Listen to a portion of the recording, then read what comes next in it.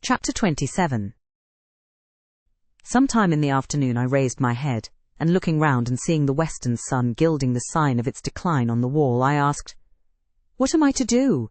But the answer my mind gave, "Leave Thornfield at once," was so prompt, so dread, that I stopped my ears. I said I could not bear such words now. That I am not Edward Rochester's bride is the least part of my woe.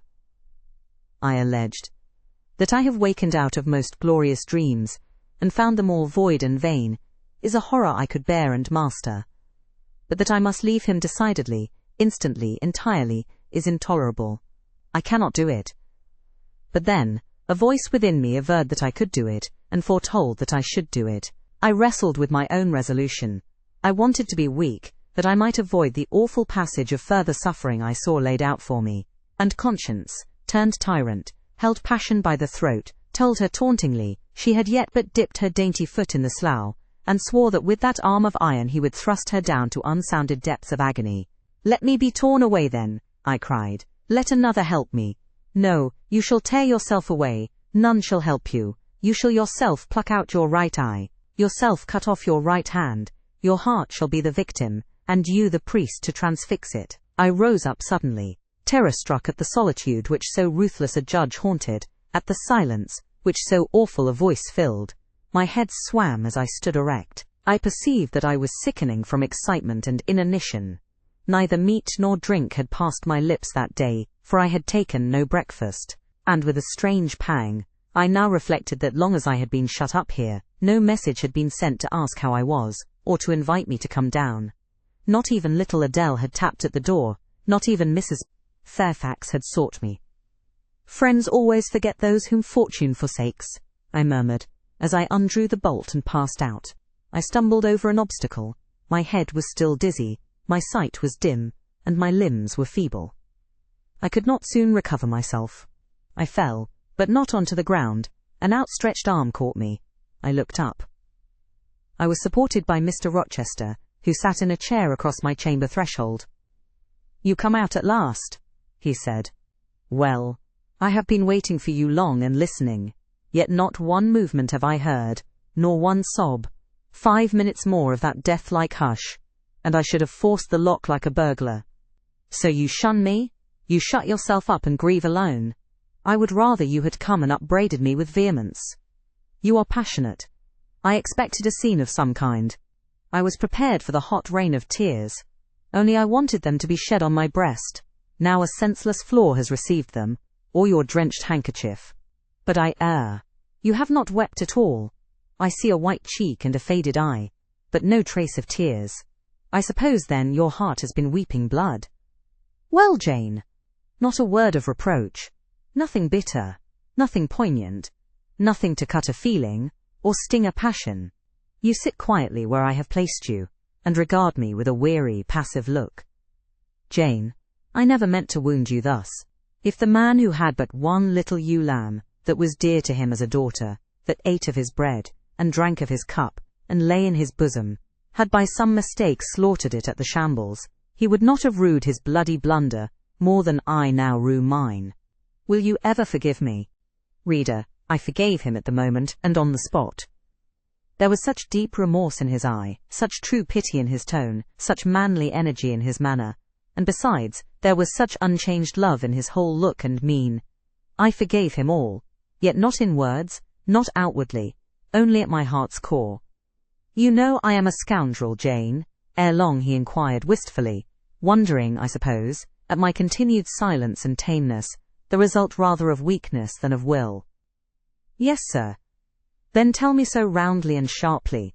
Don't spare me. I cannot. I am tired and sick. I want some water. He heaved a sort of shuddering sigh, and taking me in his arms, carried me downstairs. At first I did not know to what room he had borne me. All was cloudy to my glazed sight. Presently I felt the reviving warmth of a fire, for, summer as it was, I had become icy cold in my chamber. He put wine to my lips. I tasted it and revived. Then I ate something he offered me, and was soon myself. I was in the library, sitting in his chair. He was quite near. If I could go out of life now, without too sharp a pang, It would be well for me, I thought. Then I should not have to make the effort of cracking my heartstrings in rending them from among Mr. Rochester's. I must leave him, it appears. I do not want to leave him. I cannot leave him. How are you now, Jane? Much better, sir. I shall be well soon. Taste the wine again, Jane. I obeyed him. Then he put the glass on the table, stood before me, and looked at me attentively. Suddenly he turned away, with an inarticulate exclamation, full of passionate emotion of some kind. He walked fast through the room and came back. He stooped towards me as if to kiss me, but I remembered caresses were now forbidden. I turned my face away and put his aside. What? How is this? He exclaimed hastily. Oh, I know, you won't kiss the husband of Bertha Mason. You consider my arms filled and my embraces appropriated. At any rate, there is neither room nor claim for me, sir. Why, Jane? I will spare you the trouble of much talking, I will answer for you. Because I have a wife already, you would reply. I guess rightly? Yes. If you think so, you must have a strange opinion of me. You must regard me as a plotting profligate, a base and low rake, who has been simulating disinterested love in order to draw you into a snare deliberately laid, and strip you of honor, and rob you of self-respect. What do you say to that? I see you can say nothing. In the first place, you are faint still, and have enough to do to draw your breath. In the second place, you cannot yet accustom yourself to accuse and revile me, and besides, the floodgates of tears are opened, and they would rush out if you spoke much. And you have no desire to expostulate, to upbraid, to make a scene. You are thinking how to act. Talking you consider is of no use. I know you. I am on my guard. Sir, I do not wish to act against you, I said, and my unsteady voice warned me to curtail my sentence. Not in your sense of the word, but in mine you are scheming to destroy me. You have as good as said that I am a married man. As a married man you will shun me, keep out of my way. Just now you have refused to kiss me. You intend to make yourself a complete stranger to me, to live under this roof only as Adele's governess. If ever I say a friendly word to you, if ever a friendly feeling inclines you again to me, you will say, that man had nearly made me his mistress. I must be ice and rock to him, and ice and rock you will accordingly become. I cleared and steadied my voice to reply, all is changed about me, sir. I must change too. There is no doubt of that. And to avoid fluctuations of feeling, and continual combats with recollections and associations, there is only one way. Adele must have a new governess, sir. Oh, Adele will go to school. I have settled that already. Nor do I mean to torment you with the hideous associations and recollections of Thornfield Hall, this accursed place, this tent of Achan, this insolent vault offering the ghastliness of living death to the light of the open sky, this narrow stone hell with its one real fiend, worse than a legion of such as we imagine. Jane, you shall not stay here, nor will I. I was wrong ever to bring you to Thornfield Hall, knowing as I did how it was haunted. I charged them to conceal from you, before I ever saw you, all knowledge of the curse of the place, merely because I feared Adele never would have a governess to stay if she knew with what inmate she was housed, and my plans would not permit me to remove the maniac elsewhere, though I possess an old house Ferndean Manor even more retired and hidden than this, where I could have lodged her safely enough, had not a scruple about the unhealthiness of the situation in the heart of a wood made my conscience recoil from the arrangement. Probably those damp walls would soon have eased me of her charge, but to each villain his own vice, and mine is not a tendency to indirect assassination, even of what I most hate. Concealing the mad woman's neighborhood from you, however, was something like covering a child with a cloak and laying it down near a upas tree. That demon's vicinage is poisoned and always was. But I'll shut up Thornfield Hall, I'll nail up the front door and board the lower windows, I'll give Mrs. D. Poole 200 a year to live here with my wife, as you term that fearful hag. Grace will do much for money, and she shall have her son the keeper at Grimsby Retreat, to bear her company and be at hand to give her aid in the paroxysms, when my wife is prompted by her familiar, to burn people in their beds at night, to stab them, to bite their flesh from their bones. And so on. Sir, I interrupted him, you are inexorable for that unfortunate lady. You speak of her with hate, with vindictive antipathy. It is cruel. She cannot help being mad. Jane, my little darling, so I will call you, for so you are. You don't know what you are talking about. You misjudge me again. It is not because she is mad I hate her. If you were mad, do you think I should hate you? I do indeed, sir. Then you are mistaken, and you know nothing about me. and nothing about the sort of love of which I am capable. Every atom of your flesh is as dear to me as my own. In pain and sickness it would still be dear. Your mind is my treasure, and if it were broken, it would be my treasure still if you raved. My arms should confine you, and not a strait waistcoat. Your grasp, even in fury, would have a charm for me. If you flew at me as wildly as that woman did this morning, I should receive you in an embrace, at least as fond as it would be restrictive. I should not shrink from you with disgust as I did from her. In your quiet moments you should have no watcher and no nurse but me, and I could hang over you with untiring tenderness, though you gave me no smile in return, and never weary of gazing into your eyes, though they had no longer a ray of recognition for me. But why do I follow that train of ideas? I was talking of removing you from Thornfield. All you know is prepared for prompt departure. Tomorrow you shall go. I only ask you to endure one more night under this roof, Jane. And then farewell to its miseries and terrors forever. I have a place to repair to, which will be a secure sanctuary from hateful reminiscences, from unwelcome intrusion, even from falsehood and slander. And take Adele with you, sir, I interrupted. She will be a companion for you. What do you mean, Jane? I told you I would send Adele to school. And what do I want with a child for a companion, and not my own child? A French dancer's bastard. Why do you importune me about her? I say, why do you assign Adele to me for a companion? You spoke of a retirement, sir, and retirement and solitude are dull, too dull for you. Solitude, solitude, he reiterated with irritation. I see I must come to an explanation. I don't know what sphinx-like expression is forming in your countenance. Do you understand? I shook my head. It required a degree of courage, excited as he was becoming, even to risk that mute sign of dissent. He had been walking fast about the room, and he stopped, as if suddenly rooted to one spot. He looked at me long and hard. I turned my eyes from him, fixed them on the fire, and tried to assume and maintain a quiet, collected aspect. Now for the hitch in Jane's character, he said at last, speaking more calmly than from his look I had expected him to speak. The reel of silk has run smoothly enough so far, but I always knew there would come a knot and a puzzle. Here it is. Now for vexation and exasperation and endless trouble. By God, I long to exert a fraction of Samson's strength and break the entanglement like tow. He recommenced his walk but soon again stopped, and this time just before me. Jane, will you hear reason? He stooped and approached his lips to my ear. Because, if you won't, I'll try violence. His voice was hoarse, his look that of a man who is just about to burst an insufferable bond, and plunge headlong into wild license. I saw that in another moment, and with one impetus of frenzy more, I should be able to do nothing with him. The present, the passing second of time, was all I had in which to control and restrain him. A movement of repulsion, flight, fear would have sealed my doom, and his. But I was not afraid, not in the least. I felt an inward power, a sense of influence, which supported me.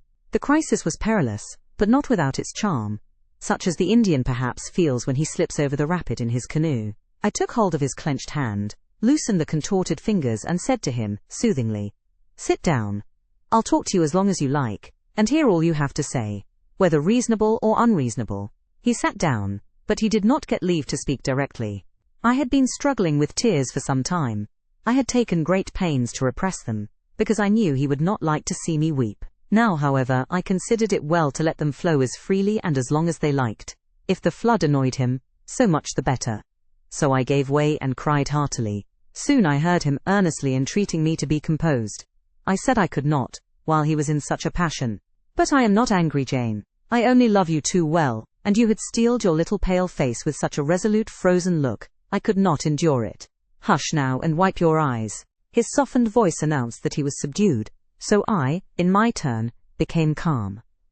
Now he made an effort to rest his head on my shoulder, but I would not permit it. Then he would draw me to him. "No, Jane, Jane," he said, in such an accent of bitter sadness, it thrilled along every nerve I had. "You don't love me, then?" "It was only my station, and the rank of my wife that you valued. Now that you think me disqualified to become your husband, you recoil from my touch as if I were some toad or ape." These words cut me. Yet what could I do, or I say?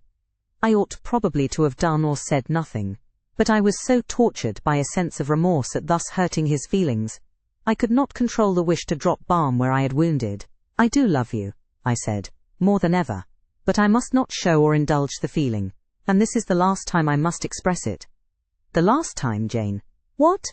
Do you think you can live with me, and see me daily, and yet, if you still love me, be always cold and distant? No, sir, that I am certain I could not, and therefore I see there is but one way, but you will be furious if I mention it.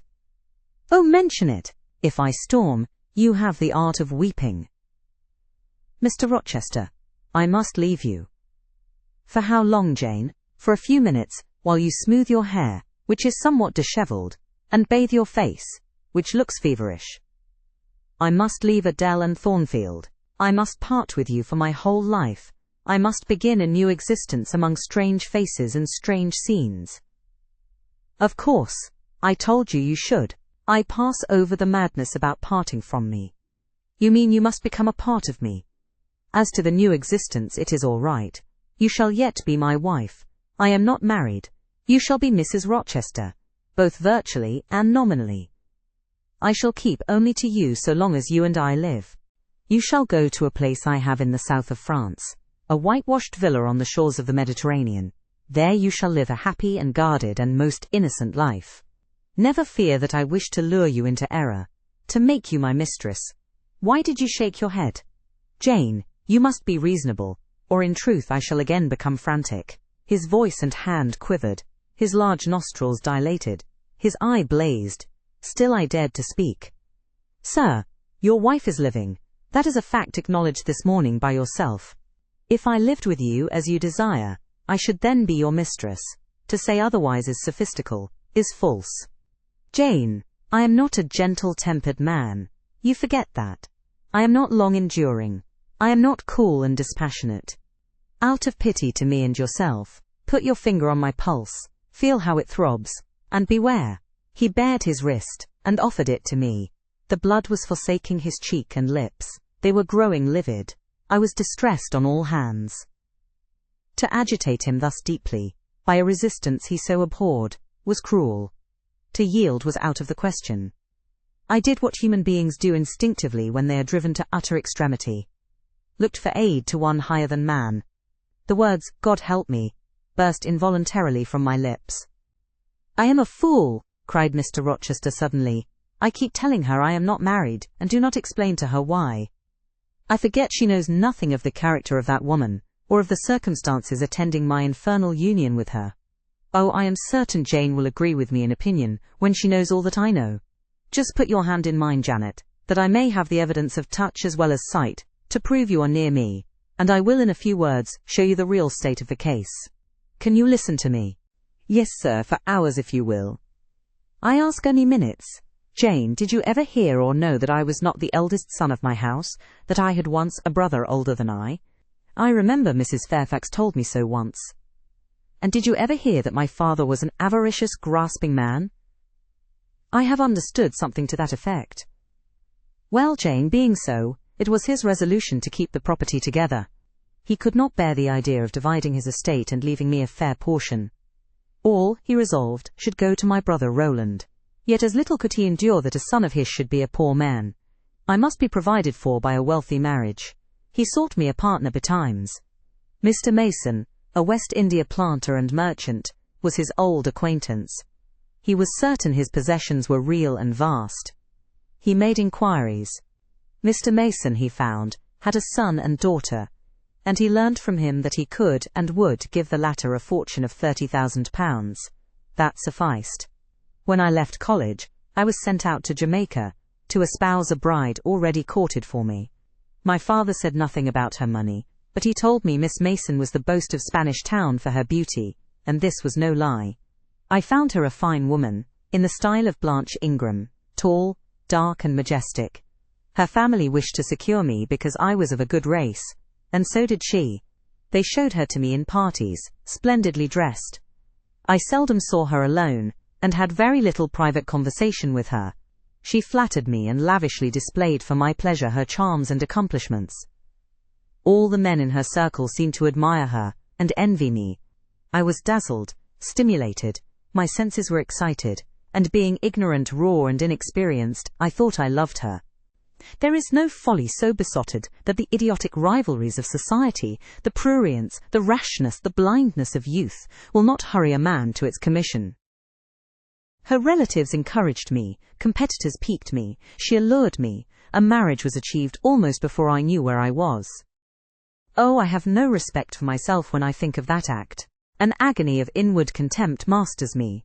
I never loved, I never esteemed, I did not even know her. I was not sure of the existence of one virtue in her nature. I had marked neither modesty, nor benevolence, nor candor, nor refinement in her mind or manners. And I married her. Gross, grovelling, mole-eyed blockhead that I was.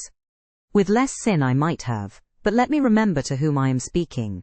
My bride's mother I had never seen. I understood she was dead.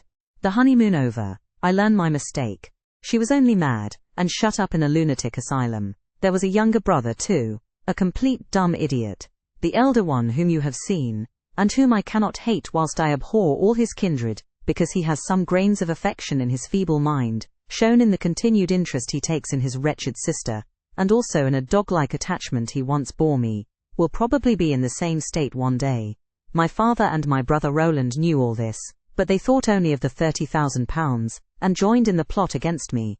These were vile discoveries. But except for the treachery of concealment, I should have made them no subject of reproach to my wife, even when I found her nature wholly alien to mine, her tastes obnoxious to me, her cast of mind common, low, narrow, and singularly incapable of being led to anything higher, expanded to anything larger, when I found that I could not pass a single evening, nor even a single hour of the day with her in comfort. That kindly conversation could not be sustained between us, because whatever topic I started, immediately received from her a turn at once coarse and trite, perverse and imbecile, when I perceived that I should never have a quiet or settled household, because no servant would bear the continued outbreaks of her violent and unreasonable temper, or the vexations of her absurd, contradictory, exacting orders. Even then I restrained myself. I eschewed upbraiding, I curtailed remonstrance, I tried to devour my repentance and disgust in secret, I repressed the deep antipathy I felt. Jane, I will not trouble you with abominable details, some strong words shall express what I have to say. I lived with that woman upstairs 4 years, and before that time she had tried me indeed. Her character ripened and developed with frightful rapidity, her vices sprang up fast and rank, they were so strong, only cruelty could check them, and I would not use cruelty. What a pygmy intellect she had, and what giant propensities! How fearful were the curses those propensities entailed on me! Bertha Mason, the true daughter of an infamous mother, dragged me through all the hideous and degrading agonies which must attend a man bound to a wife at once intemperate and unchaste. My brother in the interval was dead, and at the end of the 4 years my father died too. I was rich enough now, yet poor to hideous indigence. A nature the most gross, impure, depraved I ever saw, was associated with mine, and called by the law and by society a part of me, and I could not rid myself of it by any legal proceedings, for the doctors now discovered that my wife was mad. Her excesses had prematurely developed the germs of insanity. Jane, you don't like my narrative, you look almost sick. Shall I defer the rest to another day? No, sir, finish it now. I pity you. I do earnestly pity you. Pity, Jane, from some people is a noxious and insulting sort of tribute, which one is justified in hurling back in the teeth of those who offer it. But that is the sort of pity native to callous, selfish hearts. It is a hybrid, egotistical pain at hearing of woes, crossed with ignorant contempt for those who have endured them. But that is not your pity, Jane. It is not the feeling of which your whole face is full at this moment, with which your eyes are now almost overflowing, with which your heart is heaving, with which your hand is trembling in mine. Your pity, my darling, is the suffering mother of love. Its anguish is the very natal pang of the divine passion. I accept it, Jane. Let the daughter have free advent. My arms wait to receive her. Now, sir, proceed. What did you do when you found she was mad? Jane, I approached the verge of despair. A remnant of self-respect was all that intervened between me and the gulf. In the eyes of the world, I was doubtless covered with grimy dishonor, but I resolved to be clean in my own sight, and to the last I repudiated the contamination of her crimes, and wrenched myself from connection with her mental defects. Still, society associated my name and person with hers. I yet saw her, and heard her daily. Something of her breath, mixed with the air I breathed, and besides, I remembered I had once been her husband. That recollection was then, and is now, inexpressibly odious to me. Moreover, I knew that while she lived, I could never be the husband of another and better wife, and though 5 years my senior, her family, and her father had lied to me even in the particular of her age, she was likely to live as long as I, being as robust in frame as she was infirm in mind. Thus, at the age of 26, I was hopeless. One night I had been awakened by her yells. Since the medical men had pronounced her mad, she had of course been shut up. It was a fiery West Indian night, one of the description that frequently precede the hurricanes of those climates. Being unable to sleep in bed, I got up and opened the window. The air was like sulphur steams. I could find no refreshment anywhere. Mosquitoes came buzzing in and hummed sullenly round the room. The sea, which I could hear from thence, rumbled dull like an earthquake. Black clouds were casting up over it. The moon was setting in the waves, broad and red like a hot cannonball. She threw her last bloody glance over a world quivering with the ferment of tempest. I was physically influenced by the atmosphere and scene, and my ears were filled with the curses the maniac still shrieked out, wherein she momentarily mingled my name with such a tone of demon hate, with such language.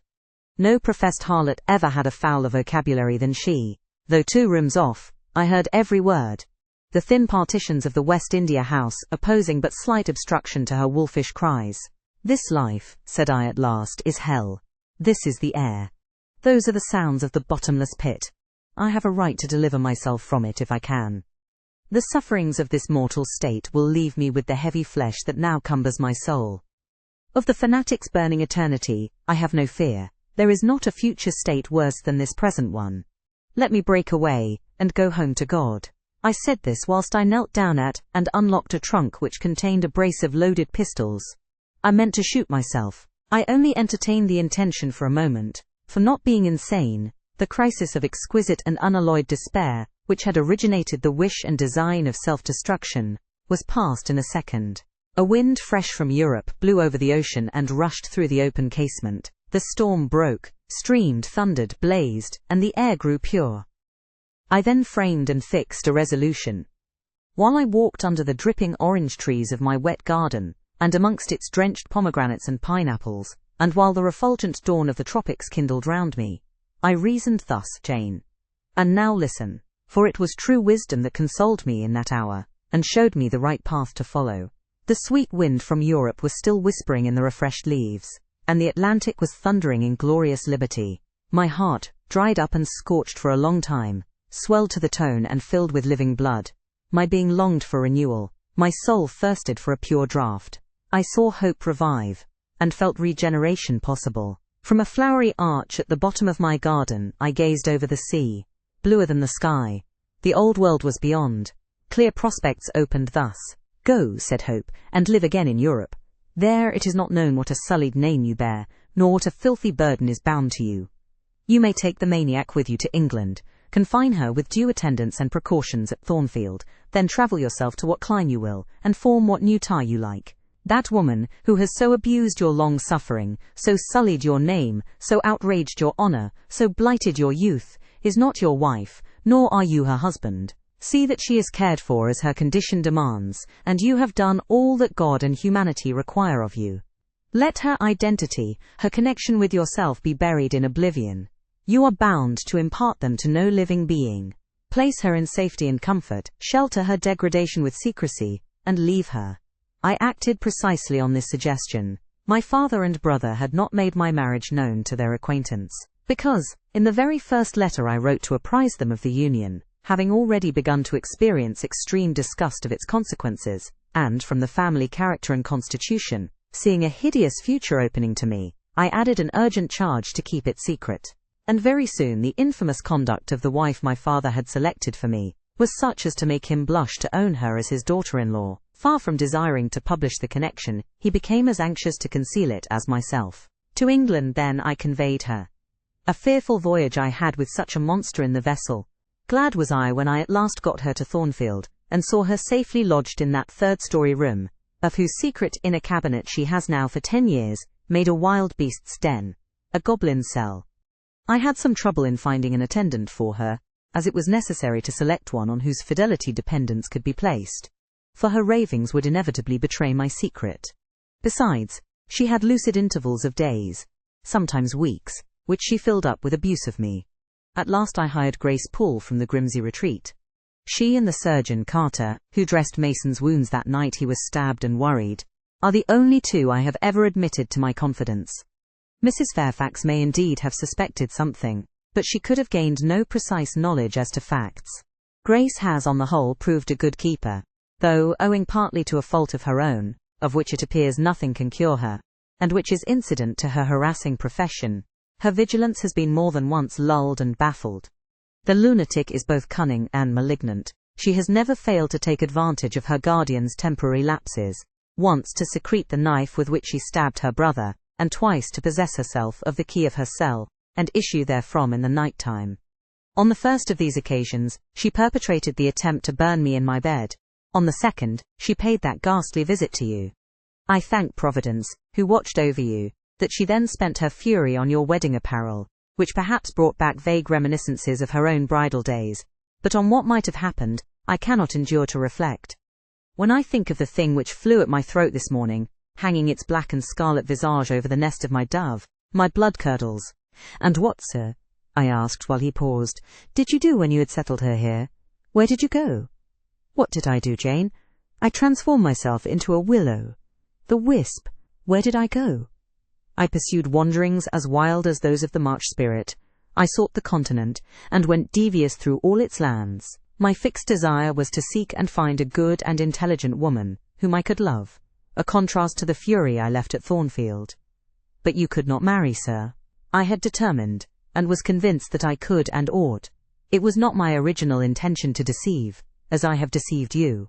I meant to tell my tale plainly, and make my proposals openly, and it appeared to me so absolutely rational, that I should be considered free to love and be loved.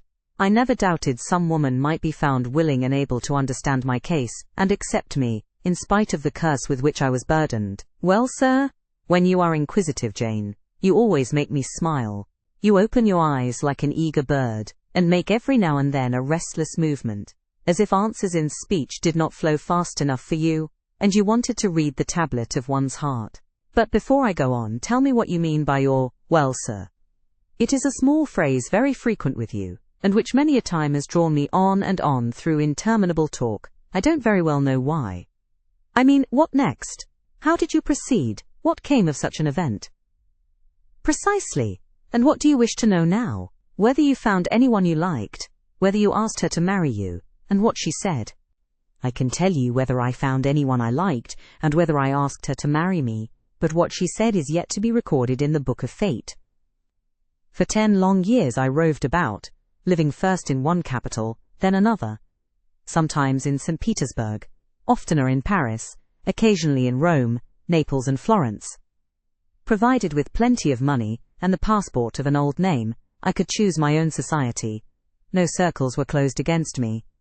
I sought my ideal of a woman amongst English ladies, French countesses, Italian signora, and German Grafinnen. I could not find her.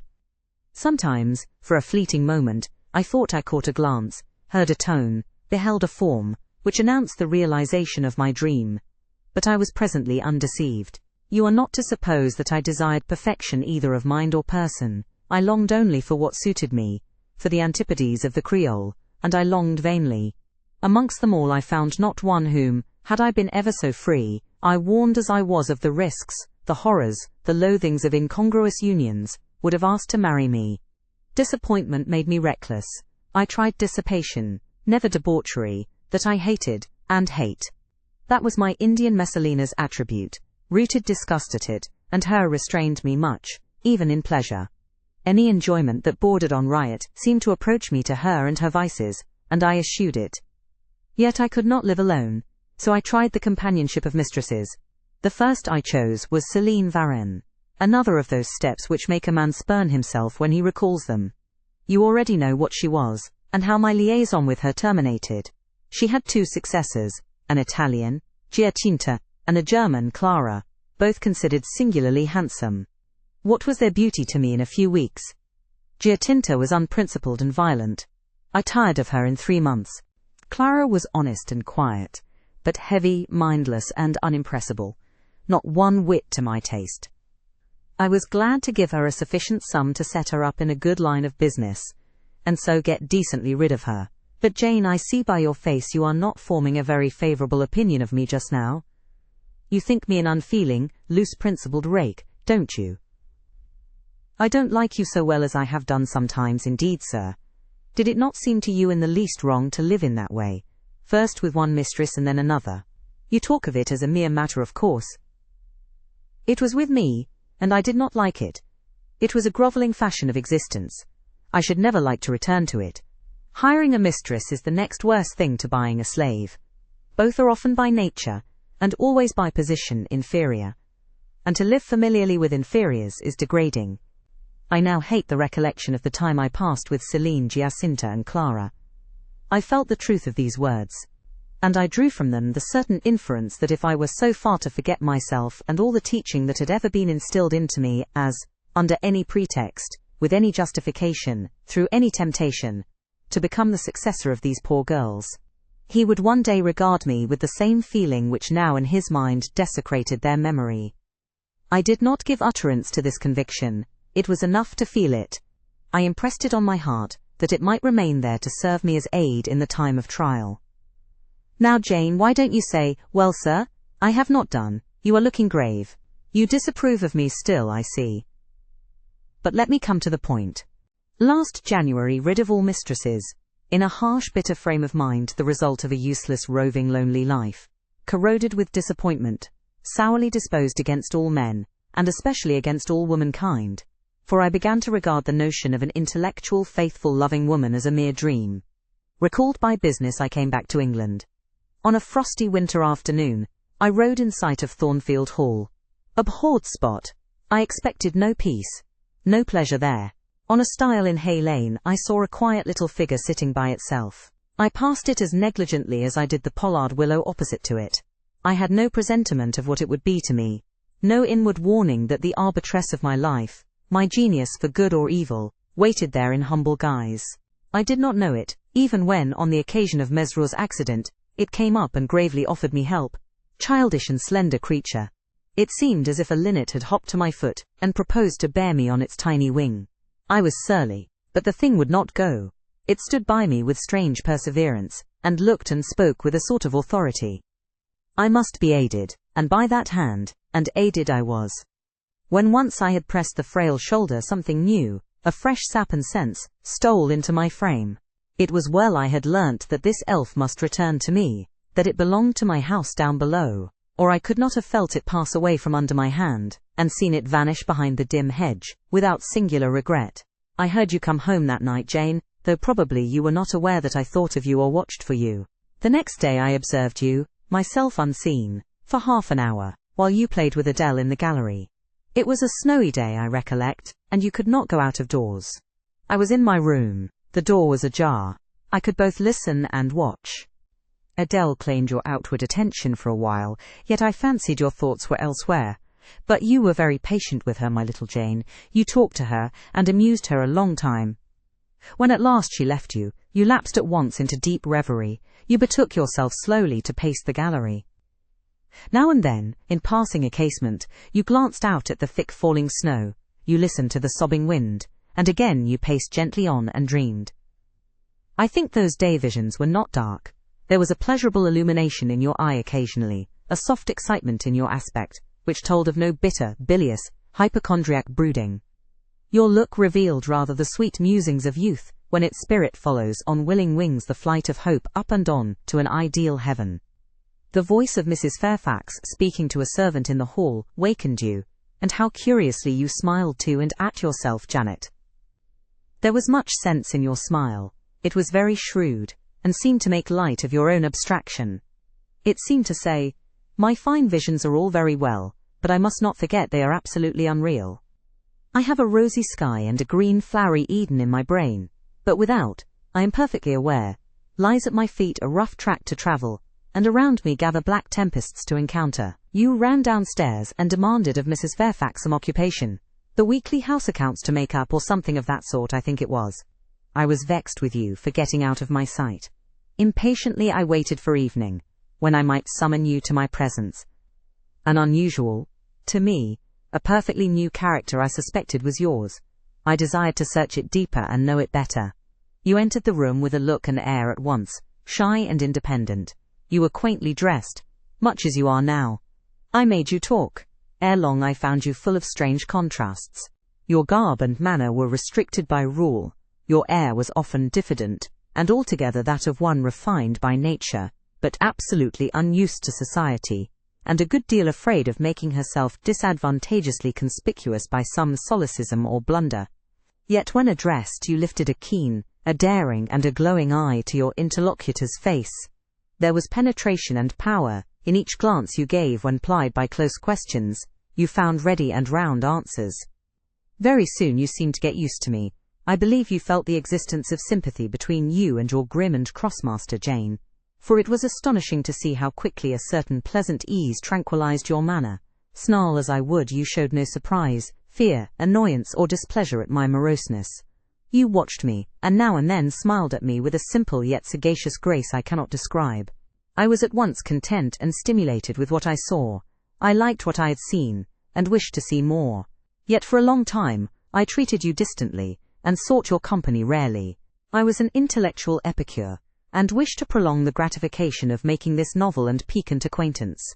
Besides, I was for a while troubled with a haunting fear that if I handled the flower freely, its bloom would fade. The sweet charm of freshness would leave it. I did not then know that it was no transitory blossom, but rather the radiant resemblance of one, cut in an indestructible gem. Moreover, I wished to see whether you would seek me if I shunned you, but you did not. You kept in the schoolroom as still as your own desk and easel. If by chance I met you, you passed me as soon, and with as little token of recognition, as was consistent with respect. Your habitual expression in those days, Jane, was a thoughtful look. Not despondent, for you were not sickly, but not buoyant, for you had little hope and no actual pleasure. I wondered what you thought of me, or if you ever thought of me, and resolved to find this out. I resumed my notice of you. There was something glad in your glance and genial in your manner when you conversed. I saw you had a social heart. It was the silent schoolroom. It was the tedium of your life that made you mournful. I permitted myself the delight of being kind to you. Kindness stirred emotion soon. Your face became soft in expression, your tones gentle. I liked my name pronounced by your lips in a grateful, happy accent. I used to enjoy a chance meeting with you, Jane, at this time. There was a curious hesitation in your manner. You glanced at me with a slight trouble, a hovering doubt. You did not know what my caprice might be, whether I was going to play the master and be stern, or the friend and be benignant. I was now too fond of you often to simulate the first whim. And when I stretched my hand out cordially, such bloom and light and bliss rose to your young, wistful features. I had much ado often to avoid straining you then and there to my heart. "Don't talk any more of those days, sir," I interrupted, furtively dashing away some tears from my eyes.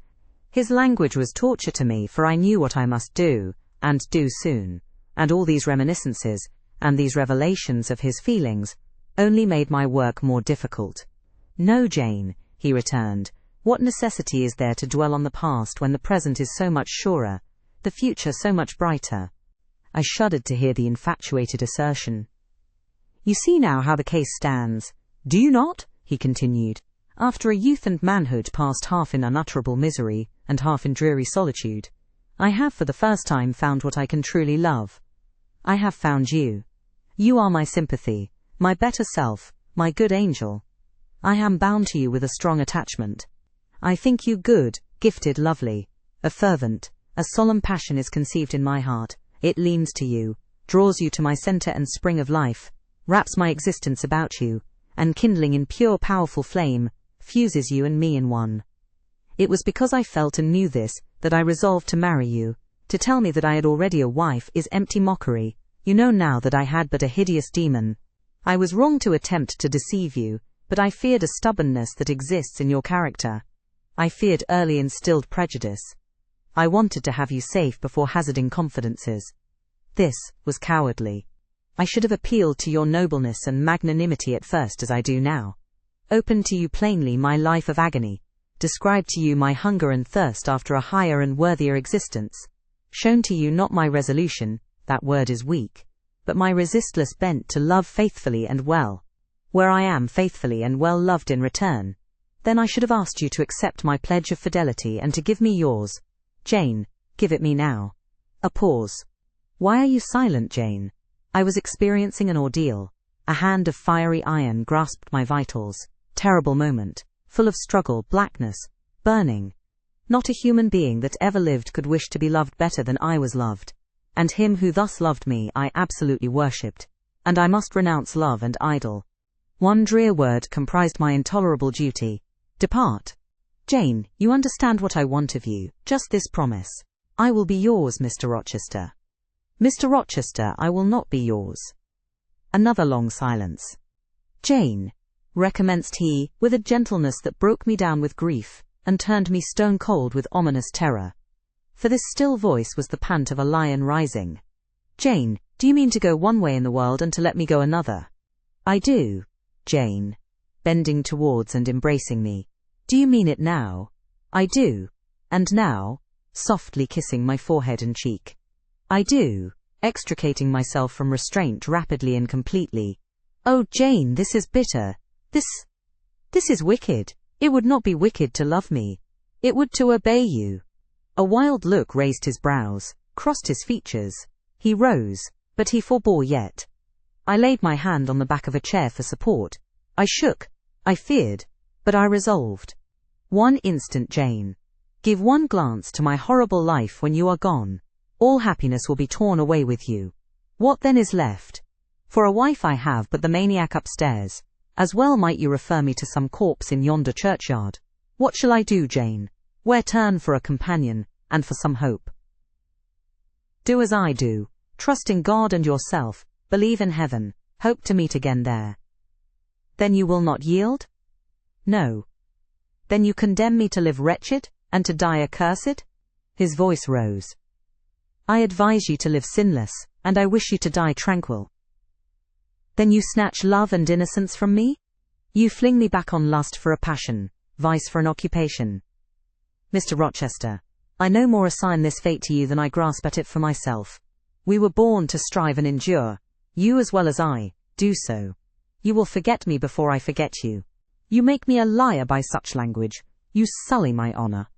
I declared I could not change. You tell me to my face I shall change soon. And what a distortion in your judgment, what a perversity in your ideas, is proved by your conduct. Is it better to drive a fellow creature to despair, than to transgress a mere human law, no man being injured by the breach? For you have neither relatives nor acquaintances, whom you need fear to offend by living with me. This was true.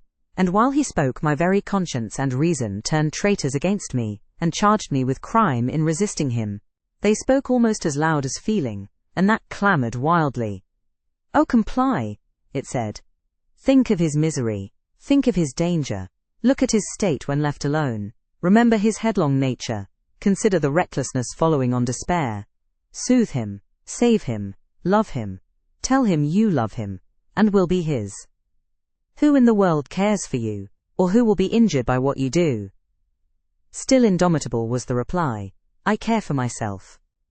The more solitary, the more friendless, the more unsustained I am, the more I will respect myself. I will keep the law given by God, sanctioned by man.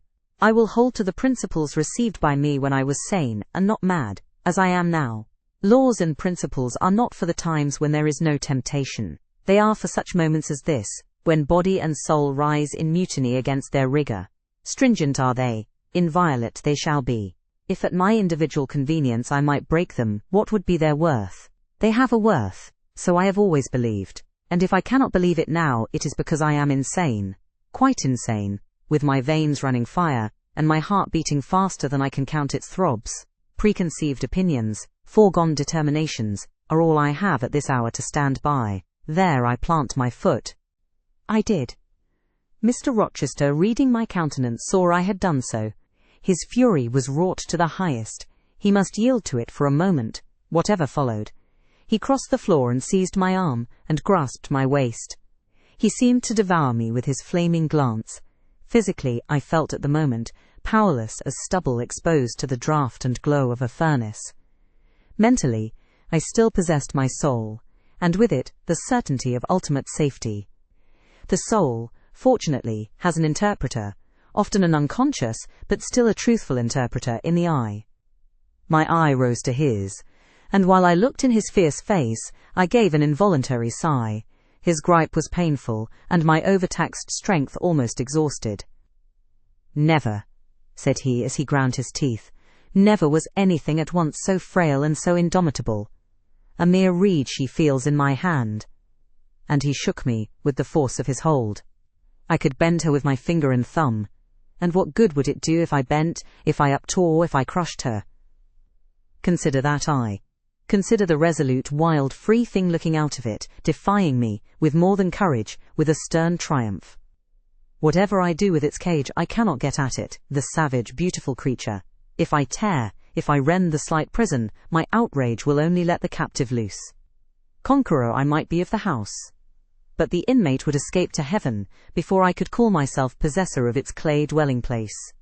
And it is you, spirit, with will and energy, and virtue and purity, that I want, not alone your brittle frame. Of yourself you could come with soft flight, and nestle against my heart, if you would. Seized against your will, you will elude the grasp like an essence. You will vanish ere I inhale your fragrance. Oh, come, Jane, come.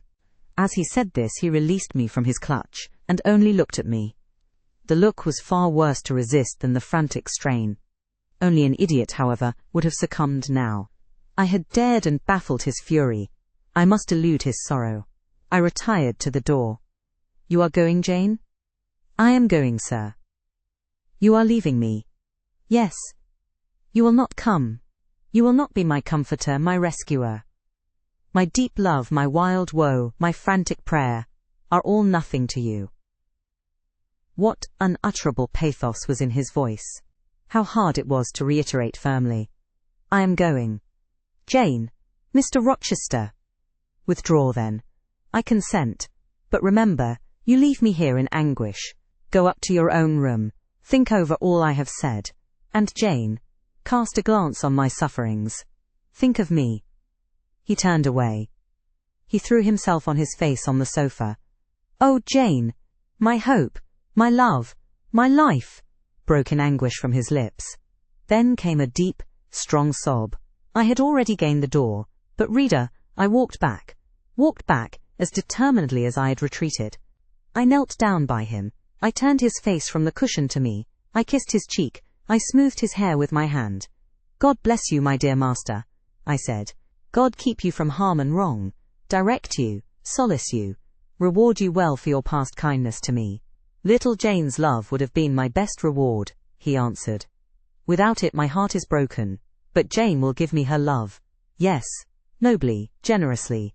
Up the blood rushed to his face. Forth flashed the fire from his eyes. Erect he sprang. He held his arms out, but I evaded the embrace, and at once quitted the room. "Farewell," was the cry of my heart as I left him. Despair added, "Farewell forever." That night I never thought to sleep, but a slumber fell on me as soon as I lay down in bed. I was transported in thought to the scenes of childhood. I dreamt I lay in the Red Room at Gateshead, that the night was dark, and my mind impressed with strange fears. The light that long ago had struck me into syncope, recalled in this vision, seemed glidingly to mount the wall, and tremblingly to pause in the centre of the obscured ceiling. I lifted up my head to look. The roof resolved to clouds, high and dim. The gleam was such as the moon imparts to vapours she is about to sever. I watched her come, watched with the strangest anticipation, as though some word of doom were to be written on her disk. She broke forth as never moon yet burst from cloud. A hand first penetrated the sable folds and waved them away. Then, not a moon, but a white human form shone in the azure, inclining a glorious brow earthward. It gazed and gazed on me. It spoke to my spirit. Immeasurably distant was the tone, yet so near, it whispered in my heart, "My daughter, flee temptation. Mother, I will." So I answered after I had waked from the trance-like dream. It was yet night, but July nights are short. Soon after midnight, dawn comes. It cannot be too early to commence the task I have to fulfill, thought I. I rose. I was dressed, for I had taken off nothing but my shoes. I knew where to find in my drawers some linen, a locket, A ring. In seeking these articles, I encountered the beads of a pearl necklace Mr. Rochester had forced me to accept a few days ago. I left that. It was not mine. It was the visionary bride's who had melted in Eyre. The other articles I made up in a parcel. My purse containing 20 shillings, it was all I had, I put in my pocket. I tied on my straw bonnet, pinned my shawl, took the parcel and my slippers, which I would not put on yet, and stole from my room. "Farewell, kind Mrs. Fairfax," I whispered as I glided past her door. "Farewell, my darling Adele," I said as I glanced towards the nursery. No thought could be admitted of entering to embrace her. I had to deceive a fine ear. For aught I knew, it might now be listening. I would have got past Mr. Rochester's chamber without a pause, but my heart momentarily stopping its beat at that threshold, my foot was forced to stop also. No sleep was there.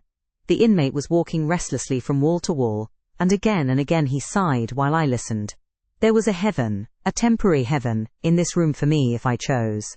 I had but to go in and to say, "Mr. Rochester, I will love you and live with you through life till death," and a fount of rapture would spring to my lips. I thought of this. That kind master, who could not sleep now, was waiting with impatience for day. He would send for me in the morning. I should be gone. He would have me sought for, vainly. He would feel himself forsaken, his love rejected. He would suffer, perhaps grow desperate. I thought of this too. My hand moved towards the lock. I caught it back and glided on. Drearily I wound my way downstairs. I knew what I had to do, and I did it mechanically. I sought the key of the side door in the kitchen. I sought, too, a phial of oil and a feather. I oiled the key and the lock. I got some water. I got some bread, for perhaps I should have to walk far, and my strength, sorely shaken of late, must not break down. All this I did without one sound. I opened the door, passed out, shut it softly. Dim dawn glimmered in the yard. The great gates were closed and locked, but a wicket in one of them was only latched. Through that I departed. It too I shut. And now I was out of Thornfield. A mile off beyond the fields lay a road which stretched in the contrary direction to Millcote. A road I had never travelled, but often noticed, and wondered where it led. Thither I bent my steps. No reflection was to be allowed now. Not one glance was to be cast back, not even one forward. Not one thought was to be given either to the past or the future. The first was a page so heavenly sweet, so deadly sad, that to read one line of it would dissolve my courage and break down my energy. The last was an awful blank, something like the world when the deluge was gone by. I skirted fields and hedges and lanes till after sunrise. I believe it was a lovely summer morning. I know my shoes, which I had put on when I left the house, were soon wet with dew, but I looked neither to rising sun, nor smiling sky, nor wakening nature. He who is taken out to pass through a fair scene to the scaffold, thinks not of the flowers that smile on his road, but of the block and axe edge, of the disseverment of bone and vein, of the grave gaping at the end. And I thought of drear flight and homeless wandering, and oh, with agony I thought of what I left. I could not help it. I thought of him now, in his room, watching the sunrise, hoping I should soon come to say I would stay with him and be his. I longed to be his. I panted to return. It was not too late. I could yet spare him the bitter pang of bereavement. As yet my flight, I was sure, was undiscovered. I could go back and be his comforter, his pride, his redeemer from misery, perhaps from ruin. Oh, that fear of his self-abandonment, far worse than my abandonment, how it goaded me. It was a barbed arrowhead in my breast. It tore me when I tried to extract it. It sickened me when remembrance thrust it farther in. Birds began singing in brake and copse. Birds were faithful to their mates. Birds were emblems of love. What was I? In the midst of my pain of heart and frantic effort of principle, I abhorred myself. I had no solace from self-approbation, none even from self-respect. I had injured, wounded, left my master. I was hateful in my own eyes. Still I could not turn, nor retrace one step. God must have led me on. As to my own will or conscience, impassioned grief had trampled one, and stifled the other.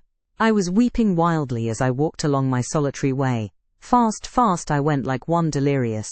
A weakness beginning inwardly, extending to the limbs, seized me, and I fell. I lay on the ground some minutes, pressing my face to the wet turf. I had some fear, or hope, that here I should die, but I was soon up, crawling forwards on my hands and knees, and then again raised to my feet, as eager and as determined as ever to reach the road. When I got there I was forced to sit to rest me under the hedge, and while I sat, I heard wheels, and saw a coach come on.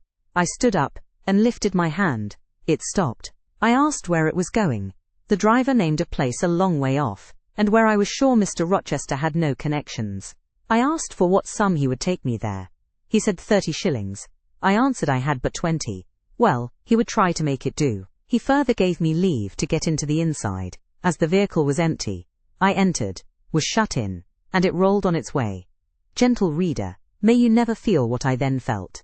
May your eyes never shed such stormy, scalding, heart-wrung tears as poured from mine. May you never appeal to heaven in prayers so hopeless and so agonized as in that hour left my lips.